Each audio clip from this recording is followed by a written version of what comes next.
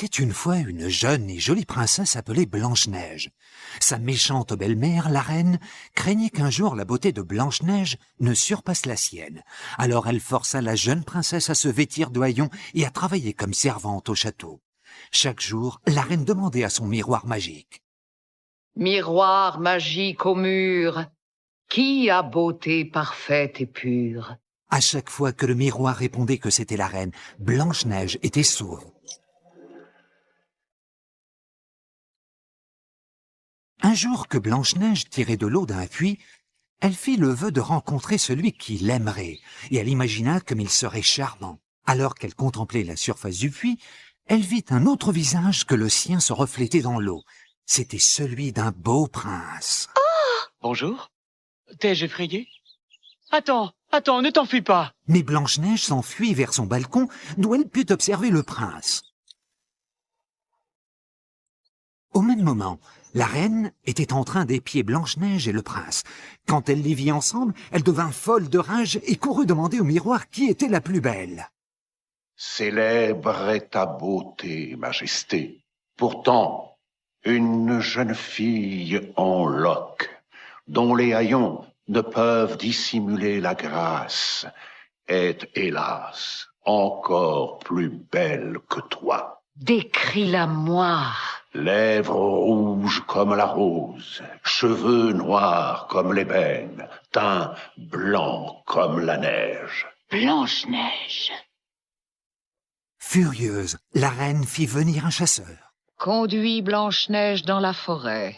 Mène-la en un lieu isolé, où elle cueillera des fleurs sauvages.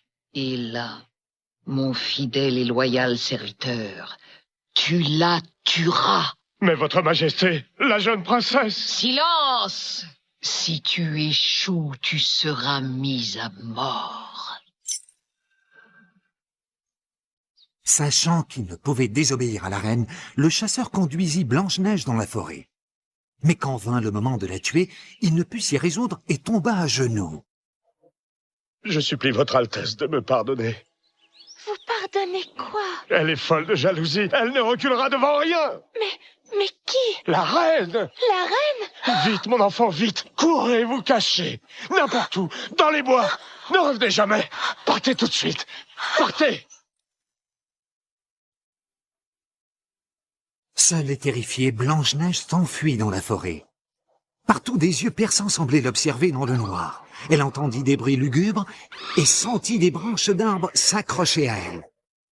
Finalement, elle ne put aller plus loin et tomba sur le sol en sanglotant. Quand elle leva les yeux, elle vit plusieurs animaux de la forêt autour d'elle. Elle leur demanda s'ils connaissaient un endroit dans les bois où elle pourrait loger.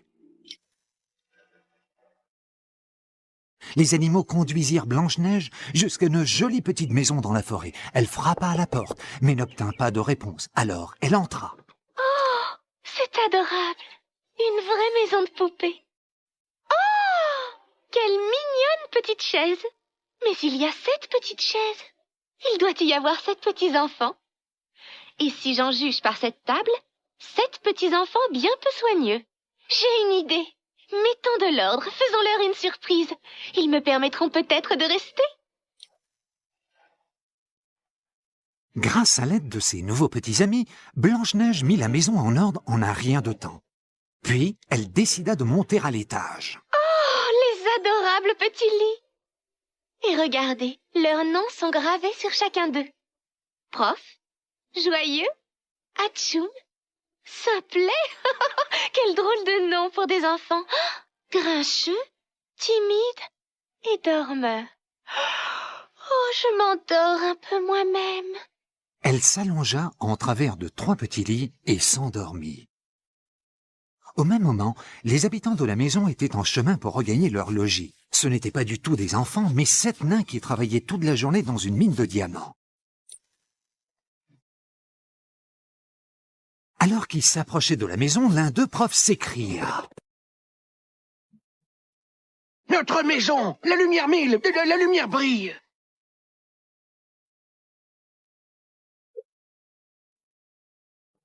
Les nains jetèrent un coup d'œil à l'intérieur et virent que la pièce était toute propre. Grincheux devina que quelqu'un était entré dans la maison. Notez bien ce que je vous dis. Il y a quelque chose de louche. Je l'ai senti venir de loin.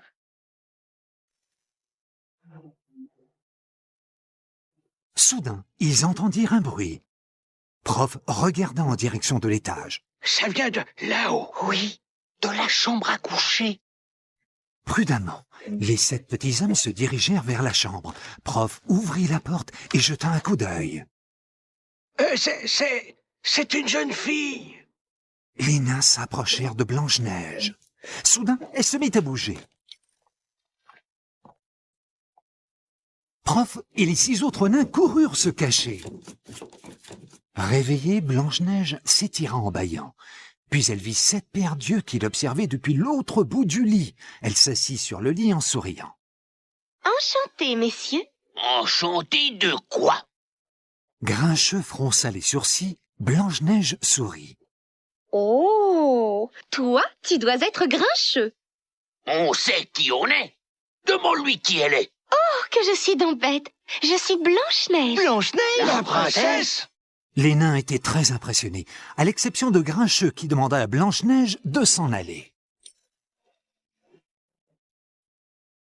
Blanche-Neige supplia les 7 nains de la laisser rester chez eux, car si sa belle-mère la retrouvait, elle la tuerait.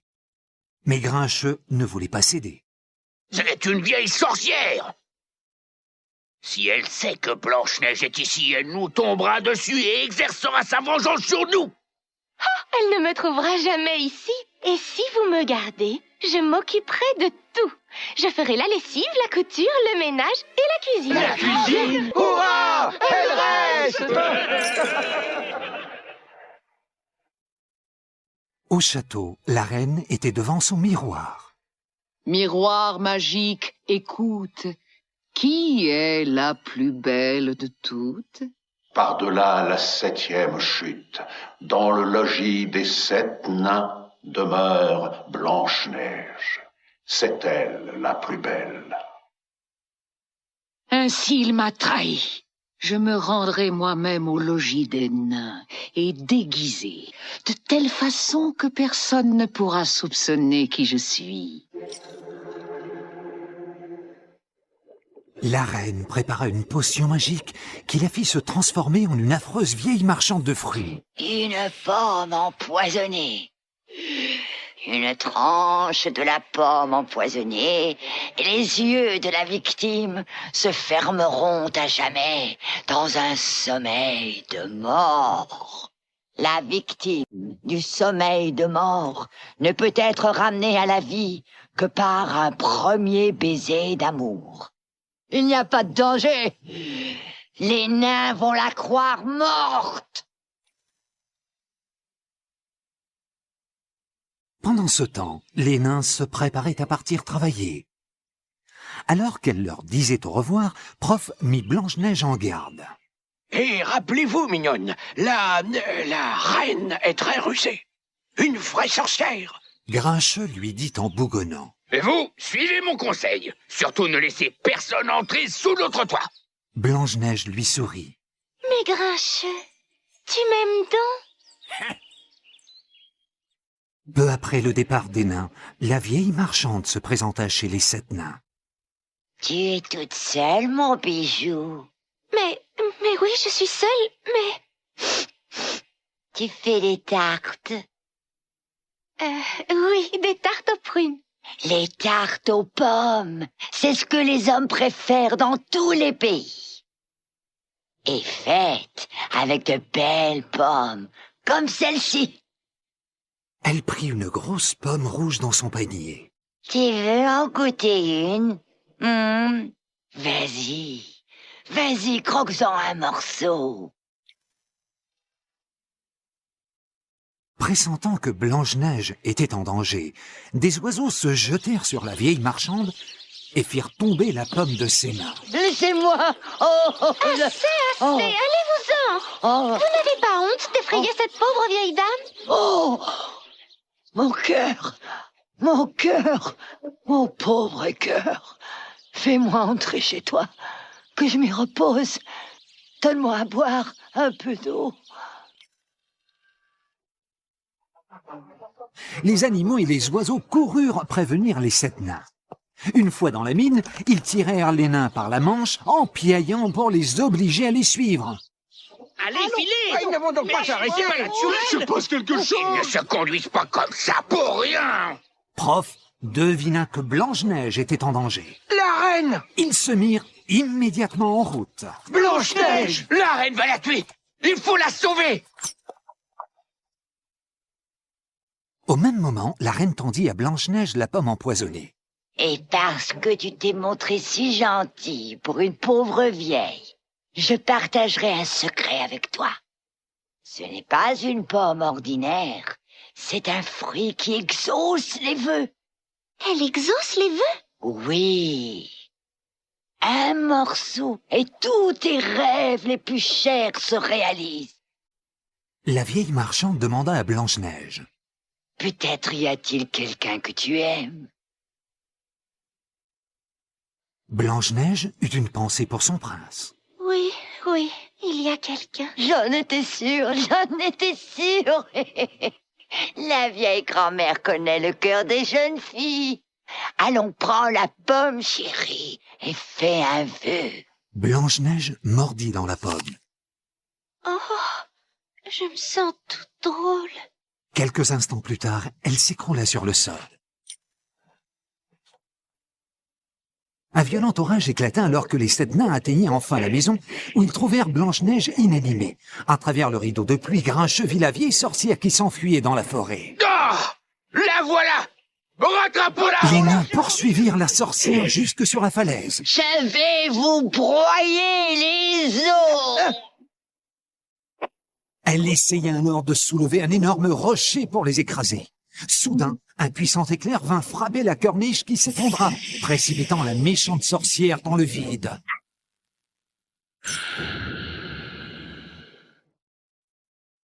La sorcière avait disparu à jamais, mais Blanche-Neige était toujours prisonnière du sortilège.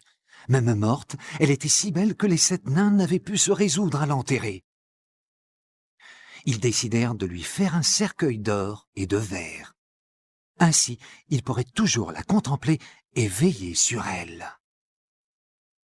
Le prince entendit parler de la ravissante jeune fille qui reposait dans son cercueil de verre. Il se rendit jusqu'au logis des nains qui le conduisirent auprès de Blanche-Neige. Tout doucement, il l'embrassa sur les lèvres. Alors, lentement, les yeux de Blanche-Neige s'ouvrirent. Le maléfice était rompu. Le baiser d'un premier amour l'avait ramené à la vie. Le rêve de Blanche-Neige se réalisait enfin. Le prince la prit dans ses bras et elle dit au revoir aux 7 nains. Bientôt, les cloches de la noce retentirent dans la forêt. À partir de ce moment, Blanche-Neige et son prince vécurent dans leur château au milieu des nuages, heureux pour toujours.